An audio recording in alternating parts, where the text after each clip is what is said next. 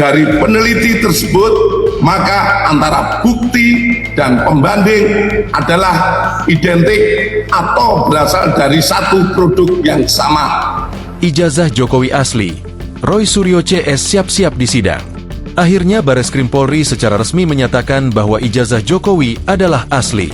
Hal ini diumumkan dalam konferensi pers yang digelar hari ini, Kamis, 21 Mei 2025. Berdasarkan keterangan pihak UGM, foto-foto Jokowi selama kuliah lalu foto Jokowi melaksanakan wisuda, hal ini menjadi bukti yang kuat.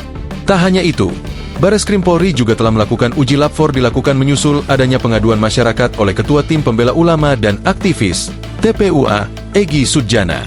Dirtipidum Bareskrim Polri Brigjen Juhandani Raharjo Puro menyampaikan bahwa dari hasil uji lapor ijazah Jokowi dinyatakan keaslian dokumen tersebut. Pengecekan berdasarkan dari bahan kertas, pengaman kertas, bahan cetak, tinta tulisan tangan, cap stempel, dan tinta tanda tangan dari dekan dan rektor.